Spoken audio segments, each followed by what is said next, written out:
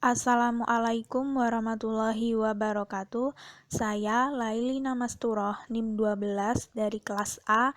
Di sini saya akan menjelaskan mengenai radiasi benda hitam untuk fisika kelas 12 SMA.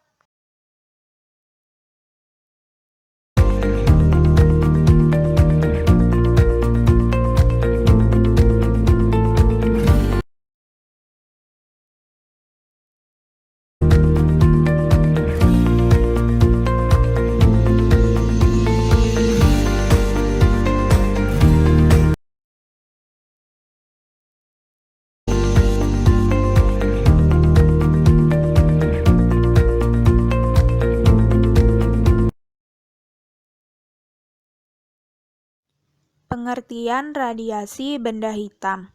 Sebelum kita membahas mengenai pengertian dari radiasi benda hitam, sebaiknya kita membahas terlebih dahulu mengenai apa sih benda hitam itu, apakah benda yang berwarna hitam atau yang lainnya. Istilah benda hitam pertama kali diperkenalkan oleh Gustav Robert Kirchhoff pada tahun 1862. Dalam fisika, benda hitam atau black body adalah sebutan untuk benda yang mampu menyerap radiasi kalor atau radiasi termal dengan baik. Benda hitam didefinisikan sebagai sebuah benda yang menyerap semua radiasi yang datang padanya. Jadi, benda hitam mempunyai harga absorptansi atau daya serap dan emisivitas atau daya pancar yang besarnya sama dengan 1, karena tidak ada radiasi yang dipantulkan keluar dari benda hitam. Sedangkan yang dimaksud radiasi benda hitam adalah sebuah radiasi elektromagnetik termal yang terjadi di dalam atau di sekitar benda dalam keadaan kesetimbangan termodinamika dengan lingkungannya, atau saat ada proses pelepasan dari benda hitam tersebut.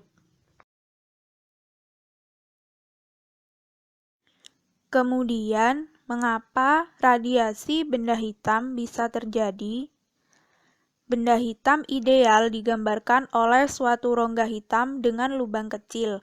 Jika seberkas cahaya memasuki rongga melalui lubang tersebut, berkas itu akan dipantulkan berkali-kali di dalam rongga tanpa sempat keluar lagi. Setiap kali dipantulkan, sinar akan diserap dinding-dinding berwarna hitam.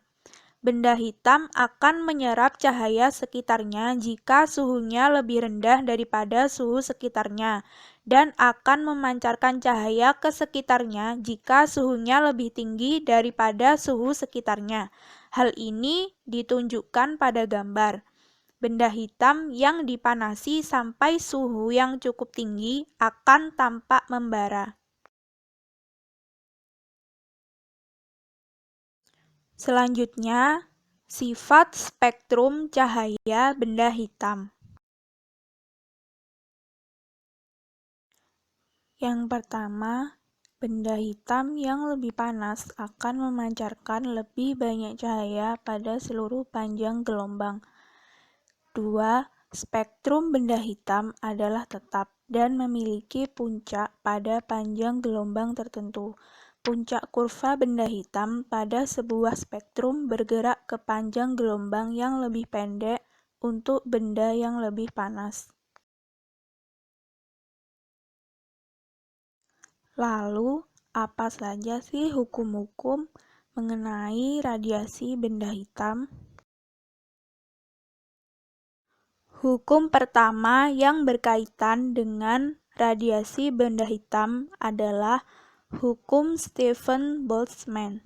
Hukum ini menyatakan bahwa energi yang dipancarkan oleh suatu permukaan hitam dalam bentuk radiasi kalor tiap satuan waktu sebanding dengan luas permukaan dan sebanding dengan pangkat 4 suhu mutlak permukaan itu. Hukum ini dinyatakan dengan persamaan Yang pertama yaitu daya radiasi atau laju energi.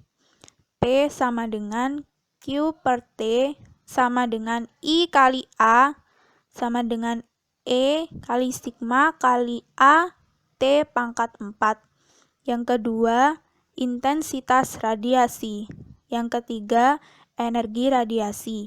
Dengan P, daya kalor radiasi yang dipancarkan benda atau laju energi kalor radiasi satuan watt. E adalah emisivitas benda yang berkisar antara 0 sampai dengan 1.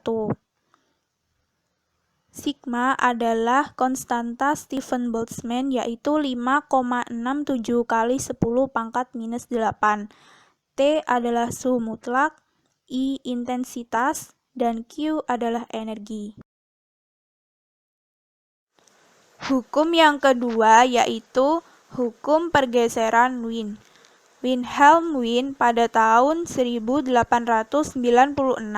menyatakan hukumnya yang dikenal dengan hukum pergeseran Wien, yang berbunyi panjang gelombang untuk intensitas cahaya maksimum berkurang dengan meningkatnya suhu. Hukum ini dinyatakan dengan persamaan lambda maksimum sama dengan C kali seperti atau lambda M kali T sama dengan C, dengan C sama dengan tetapan pergeseran Wien yaitu 2,898 kali 10 pangkat min 3.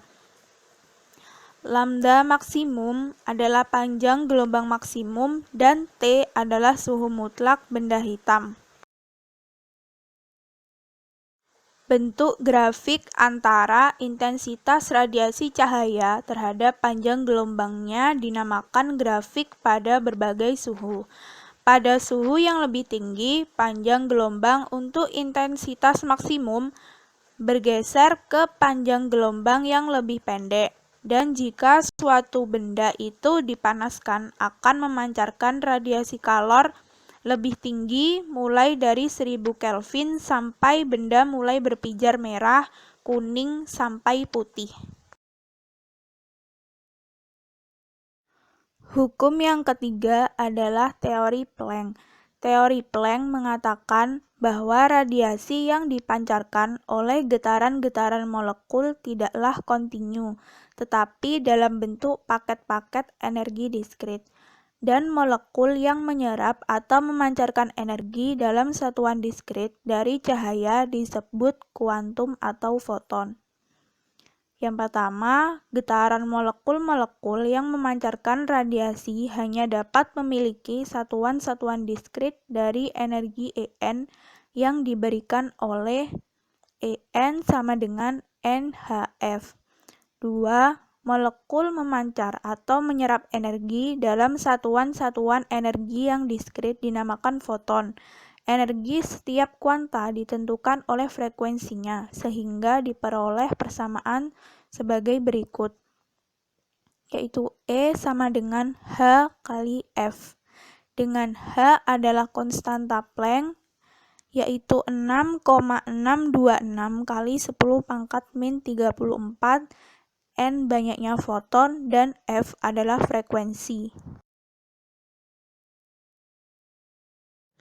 Berikut adalah gambar yang menunjukkan tingkat-tingkat energi terkuantisasi dan transisi atau perpindahan yang diusulkan oleh Planck. Contoh peristiwa radiasi benda hitam. Sebenarnya, dalam kehidupan sehari-hari, kita telah bertemu dengan radiasi benda hitam. Hanya saja, kita belum terlalu memahaminya. Lalu, apa saja aplikasi dari radiasi benda hitam dalam kehidupan sehari-hari? Mari kita simak berikut ini. Contoh yang pertama yaitu gejala pemanasan global atau efek rumah kaca. Efek rumah kaca merupakan salah satu penyebab dari pemanasan global. Efek rumah kaca menyebabkan peningkatan suhu bumi rata-rata antara 1 derajat hingga 5 derajat Celcius. Contoh sederhana adalah ketika kita memarkir mobil di tempat parkir yang tidak ada atapnya pada siang hari. Ketika kita kembali pada sore hari dan ingin masuk mobil, biasanya suhu di dalam mobil lebih panas daripada suhu di luar mobil. Hal ini karena energi panas sebagian besar telah diserap oleh kursi, dashboard, dan juga karpet mobil. Pada saat benda-benda tersebut melepaskan energi panas, maka tidak semuanya dapat keluar melalui jendela, namun sebagian ada yang dipantulkan kembali. Hal yang menyebabkan adalah perbedaan panjang gelombang sinar matahari yang memasuki mobil dan energi panas yang dilepaskan kembali oleh benda-benda tersebut, sehingga jumlah energi yang masuk lebih banyak dibandingkan energi yang dapat keluar.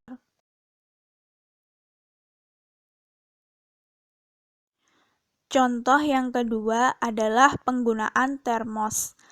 Termos juga merupakan salah satu aplikasi atau penerapan dari radiasi benda hitam. Prinsip kerja termos adalah lapisan perak yang mengkilap mencegah perpindahan kalor secara radiasi. Lapisan perak tersebut memantulkan radiasi kembali ke dalam termos. Dinding gelas adalah konduktor yang jelek sehingga tidak dapat memindahkan kalor. Ruang vakum di antara dua dinding akan mencegah perpindahan kalor, baik secara konveksi maupun konduksi. Sumbat pada termos dibuat dengan bahan isolator. Hal ini bertujuan untuk mencegah agar tidak terjadi konveksi dengan udara yang ada di luar. Contoh yang ketiga yaitu penggunaan pakaian. Aplikasi dari radiasi benda hitam lainnya adalah ketika kita memakai baju atau penjemuran baju. Pada siang hari, ketika matahari terik, kita akan lebih merasa panas apabila menggunakan baju yang berwarna hitam daripada baju berwarna cerah. Hal ini karena warna gelap merupakan penyerap panas yang sangat baik dan juga pemancar kalor yang sangat baik pula. Selain warna-warna yang cerah, permukaan yang mengkilap juga merupakan penyerap dan pemancar kalor yang buruk. Pada saat kita menjemur pakaian pun, maka baju yang berwarna gelap atau hitam akan lebih cepat kering daripada baju yang berwarna putih atau cerah. Berikut adalah contoh soal mengenai radiasi benda hitam. Sebuah benda mempunyai emisivitas 0,52. Hitung intensitas radiasi yang dipancarkan oleh permukaan benda itu ketika dipanaskan pada suhu 400 Kelvin. Nah, di sini diketahui E sama dengan 0,52.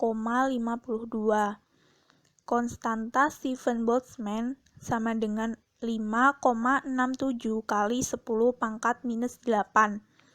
Dan T sama dengan 400 Kelvin. Kemudian kita memasukkan ini ke dalam rumus intensitas radiasi, yaitu I sama dengan E kali konstanta Stephen-Boltzmann kali T pangkat 4. Dan hasil akhir yang diperoleh yaitu 754,80 watt per meter kuadrat. Contoh soal yang kedua adalah sebuah benda dengan luas permukaan 200 cm kuadrat bersuhu 727 derajat Celcius. Emisivitas benda sebesar 0,6. Tentukan daya radiasi pada benda tersebut. Nah, diketahui konstanta Stephen-Boltzmann sama dengan 5,67 kali 10 pangkat minus 8. A sama dengan 200 cm kuadrat, E sama dengan 0,6, dan T sama dengan 720 derajat Celcius atau 1000 Kelvin. Ditanya daya radiasi. Kemudian kita memasukkan apa yang diketahui ke dalam persamaan daya radiasi, yaitu E kali A kali T pangkat 4. Hasil akhir yang diperoleh yaitu 680,4 watt. Jadi, besarnya daya radiasi atau laju energi rata-rata pada benda tersebut sebesar 680,4 watt. Demikian penjelasan dari saya mengenai radiasi benda hitam. Semoga mudah dimengerti. Terima kasih. Wassalamualaikum warahmatullahi wabarakatuh.